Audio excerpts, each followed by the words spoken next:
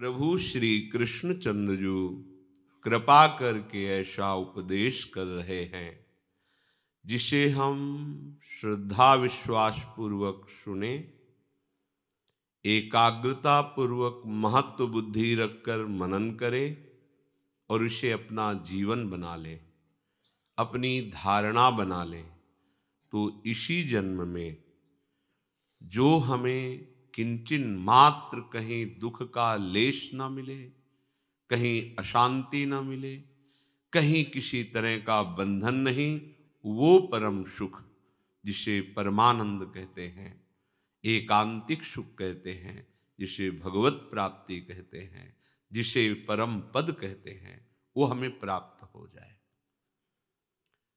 प्रभु कह रहे हैं मैंने ही ये दो की रचना की है, एक प्रकृति और एक जीव। प्रकृति की रचना हुई, जीव की रचना नहीं हुई है।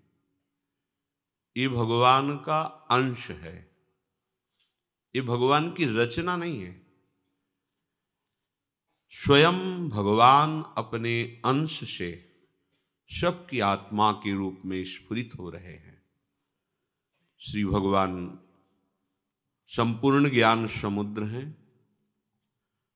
यदि हम ध्यान पूर्वक सुने तो जहां हमारा फसाव है हम उससे मुक्त हो जाएं। ये किसी क्रिया से फसाव नहीं हटेगा। यदि आपको ऐसा कुछ भ्रम हो कि मैं तपस्या या कोई बहुत बड़ी क्लिष्ट क्रिया करके इस फसाव को मुक्त कर लेंगे तो असंभव, क्योंकि क्रिया के करने का जो भाव है वही फसाव है। ये बड़ा सूक्ष्म विषय है। जितनी क्रियाएं होती हैं सब प्रकृति से होती है, प्रकृति ही उसका कारण है और प्रकृति में ही बर्ताव होता है। तो हमें जो उसका फल मिलेगा वो प्राकृतिक ही मिलेगा। उस क्रिया से संबंध रहित हो जाना ही इस स्वरूप की स्थिति का वर्णन है। यदि हम क्रिया प्रधान अहम बुद्धि तो कर्ता भोक्ता भाव, तो प्रकृतिजन्य शरीर को, प्रकृतिजन्य करण को तदात्म भाव से मानने के कारण मुक्त होना अत्यंत दुर्लभ है। श्री भगवान कह रहे हैं भूमिरापो नलो वायु खम मनो बुद्धिरेव च अहंकार इतीयं में भिन्ना प्रकृतिरष्टधा अपरेयमितस्त्वन्याम् प्रकृतिं विद्धि में पराम् जीवभूता महाबाहो ययेदं धार्यते जगत्। हे महाबाहो, पृथ्वी, जल, तेज, वायु, आकाश, ये पंच महाभूत हैं। मन, बुद्धि, अहंकार, ये पांच महाभूत और ये तीन मिलाकर अष्टधा प्रकृति कही गई है। मन जब चिंतन में लगता है तो इसी को चित्त कह देते हैं। वस्तुतः वो मन ही होता है, इसलिए प्रभु ने यहां अलग से चित्त नहीं स्वीकार किया। मन को ही, मन की वृत्ति को, जो चिंतनीय वृत्ति होती है उसी को चित्त कहते हैं। इसलिए प्रभु ने पंच महाभूत में इनकी तन्मात्राएं भी है, शब्द, स्पर्श, रूप, रस, गंध। ये 8 प्रकार की फंसाने वाली प्रकृति है। समझना, बिल्कुल हमसे अलग है। ये पंचभूतों द्वारा रचित ये स्थूल शरीर और अंतर में जो करण है उनको 4 कहा गया है, पर प्रभु यहां 3 ले रहे हैं। एक की वृत्ति को मन में ही समाहित कर दिया है। बुद्धि, मन और अहंकार, ये सूक्ष्म शरीर। और इसी अष्टधा प्रकृति का जो त्रिगुणात्मिका स्वभाव है वही कारण शरीर, इसलिए उसको वर्णन नहीं किया, कारण शरीर नहीं कहा, क्योंकि किसी प्रकृति के स्वभाव का परिणाम कारण शरीर होता है। मूल बात ये अष्टधा प्रकृति है। ये बिना जाने हर जीव इसी में खेलता है और अपने को भक्त मानता है, उपासक मानता है, ज्ञानी मानता है, योगी मानता है। कोई बिरला ही इस चक्र को रोक पाता है। जो मना कष्टान इंद्रियाणि प्रकृति स्थानि कर्षति, उसको उल्टा करके प्रभु की तरफ आकर्षण कर पाता है। ये 8 प्रकार की प्रकृति है जिसको अपरा प्रकृति भगवान ने संबोधन करके कहा। और इस अपरा प्रकृति से बहुत ही दिव्य और बिल्कुल अलग एक परा प्रकृति है जिसे भगवान का अंश कहा गया, जो आप हैं। आप हैं का मतलब ये शरीर नहीं, ये मन बुद्धि नहीं, ये स्वभाव नहीं, आप इससे अलग, बिल्कुल अलग है। जैसे इस शरीर से मकान अलग है, ऐसे हमसे हमारा शरीर, हमारा अंतःकरण, हमारा स्वभाव बिल्कुल अलग है।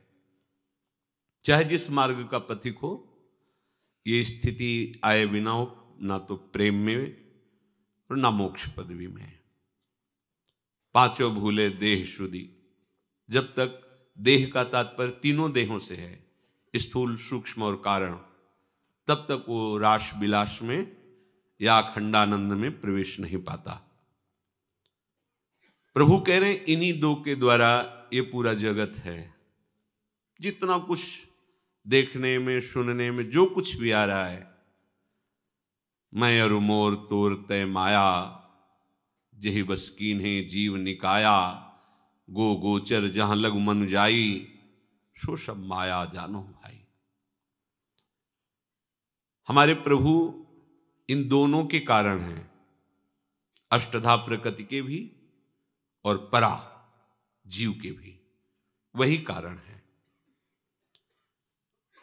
प्रभु 2 विभाग करके इसी में खेल रहे हैं, सबसे परे और शब में भरे। सिद्धांत समझिए, देखो बड़ा सूक्ष्म विषय है, जैसा क्रम से आता जाता है वैसा वर्णन होता है, आप इसे बहुत ध्यान से समझिए। प्रभु शब के कारण हैं,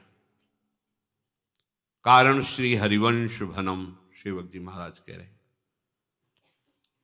प्रत्येक मनुष्य का स्वभाव इसी प्रकृति के अनुसार रचा गया है। कहीं रजोगुण की अधिकता का स्वभाव जो कारण शरीर, कहीं तमोगुण की, कहीं सात्विक, पर वो तीनों गुणों के अंतर्गत होने के कारण अपने स्वभाव में फंसा रहता है, स्वरूप में नहीं आ पाता है। कोई बिरला ही ऐसा होता है, जैसे भगवान ने पीछे कहा, हजारों चलने वालों में कोई एक प्रयत्न करता है, हजारों प्रयत्न करने वालों में कोई एक आगे बढ़ पाता है, उनमें हजारों में कोई एक सिद्ध होता है। प्रायः इसी स्वभाव में फंस जाते हैं, प्रकृति के स्वभाव में। हमें बहुत बढ़िया अवसर करुणा करके प्रभु ने दिया है। श्रुत्वापि शुद्ध चैतन्य मात्मान मति सुंदरम, उपस्थित्यंत संशक्तो मालिन्य मधि गच्छति।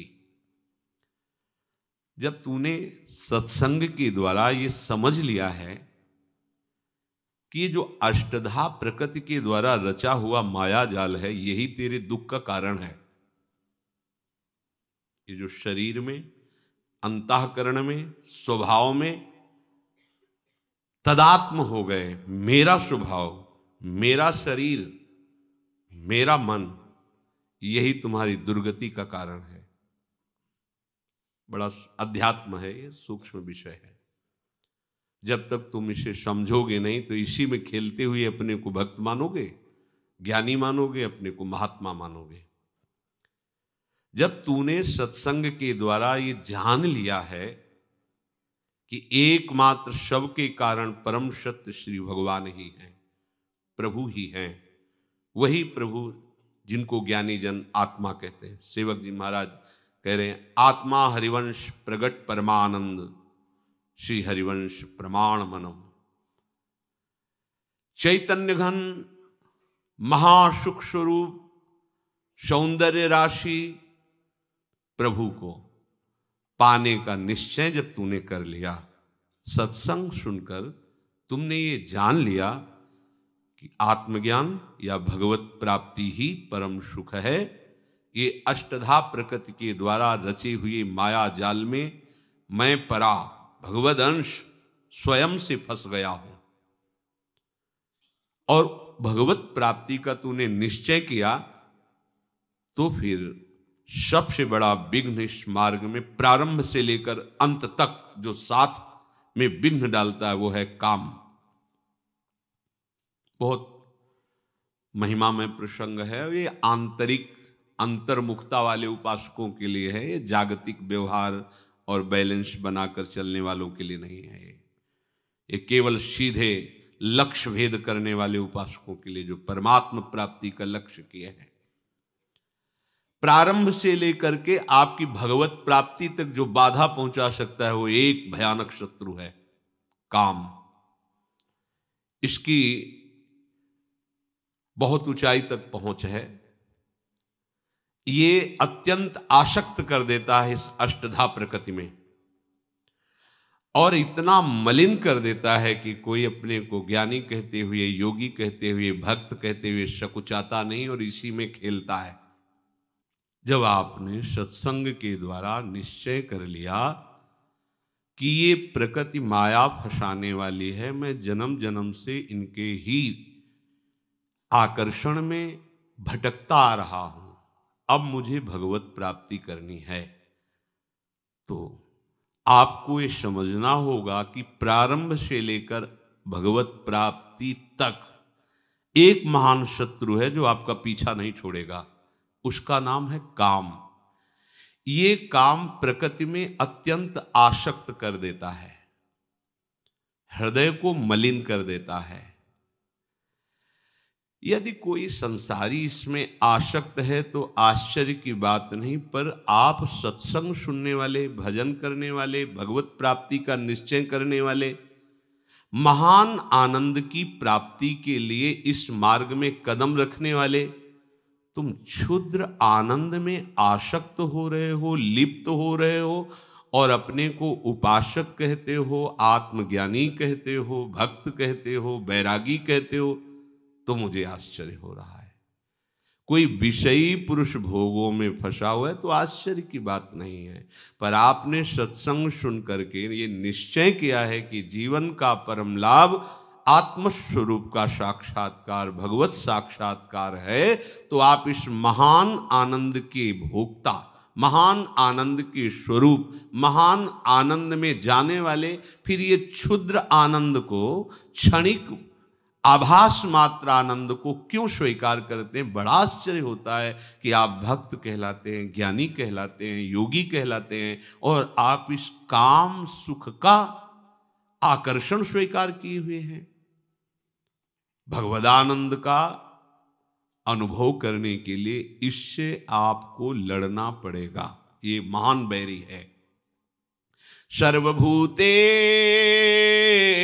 चात्मानं सर्वभूतानि चात्मनि मुनिर्जनित आश्चर्यं ममत्वमनुवर्तते।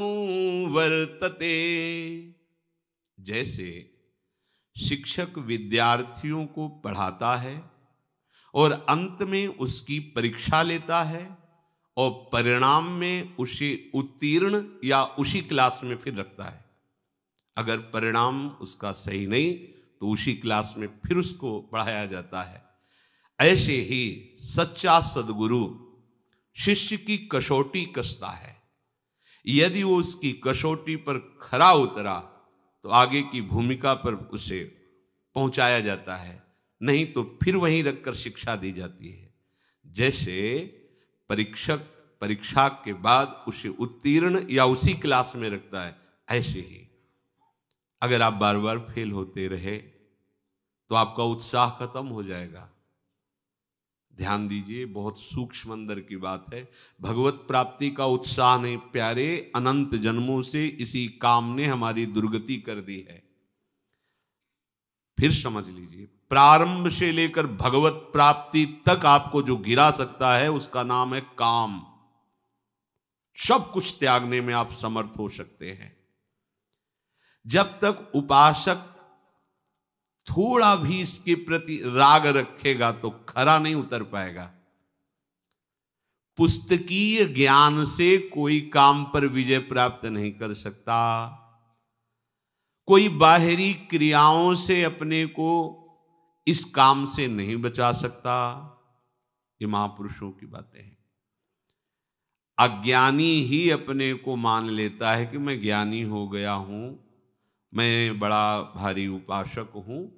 यदि उसे काम में थोड़ा भी राग है तो अज्ञानी ही है, पर अपने को ज्ञानी मानता है।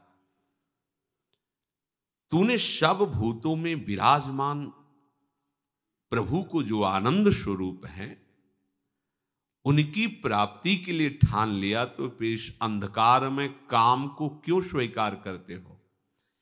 यही आश्चर्य की बात है कि उपासक हो करके तुम काम को स्वीकार करते हो।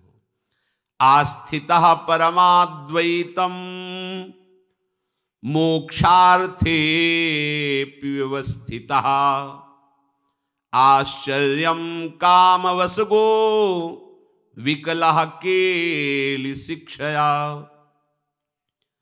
बिना ये बात जाने तुम द्वंद्वों से मुक्त नहीं हो सकते, भगवत प्राप्ति नहीं कर सकते। ये सृष्टि मायाकृत है और तुम स्वयं भगवान के अंश हो। तुम पूर्ण हो, तुम्हें किसी भी विषय सुख की जरूरत नहीं है। अपने स्वरूप को, अपने स्वामी को भूल करके तुम आसक्त हो गए हो इस देह में। इसलिए तुम्हें अपने मन, बुद्धि, चित्त, अहंकार, इसमें जो काम स्फुरणा हो रही उसे मिटाना होगा। ऐसी स्थिति तुम्हें लानी होगी कि सारा जगत जो काम क्रीड़ा में लगा हुआ है, कामाभ्यास में रत है, भोगाभ्यास में रत है, तुम्हें ब्रह्माभ्यास, भगवदाभ्यास में स्थित होना है। सबको ये काम व्याकुल कर सकता है, लेकिन जिसे तत्व ज्ञान हो गया है या भगवत प्रेम हो गया है, इसकी सामर्थ्य नहीं है। आप खुद अपनी परीक्षा कीजिए कि आपका हृदय काम से कितना आसक्त हो रहा है। यदि काम भोग के लिए तुम्हारी व्याकुलता भी शेष है तो न तुम्हें आत्मज्ञान हुआ है, न भक्ति हुई है, तुम्हें केवल भ्रांति ही भ्रांति है। उद्भूतम ज्ञान दुर्मित्र मवधार्याति दुर्बलः आश्चर्यम काममाकांक्षेत कालमन्तमनुसृतः। ऐ उपासक, एक काम वासना अनेक प्रकार से फंसाती है। उस काम वासना में कभी कोई आज तक तृप्त नहीं हुआ है, और ये सबसे तीव्र आकर्षण करती है। इसका जो आक्रमण होता है वो विचार के लिए अवसर नहीं रखता। ध्यान दीजिए, काम का आकर्षण विचार का अवसर नहीं देता कि आप बैठकर उस पर विचार करें। तरंगवत हुआ, समुद्रवत फैल गया और क्रिया में लगा दिया। इसलिए जो सावधान उपासक है, ये सबसे बड़ा शत्रु है। अगर ये होता रहा तो ना आप अपने को भक्त, ना आप ज्ञानी, ना योगी। यहां कह रहे हैं कि भ्रांत मात्र है तुम्हारे हृदय में कि मैं ज्ञानी हूं, भक्त हूं। यही सबसे बड़ा शत्रु। भगवान ने भी पीछे आदेश किया कि काम बड़ा शत्रु है, ज्ञानियों का शत्रु है। ज्ञानियों की बात नहीं की, आपको इसे मारना होगा। अर्जुन, ये कभी ना अघाने वाला तुम्हारा बहुत बड़ा दुश्मन है।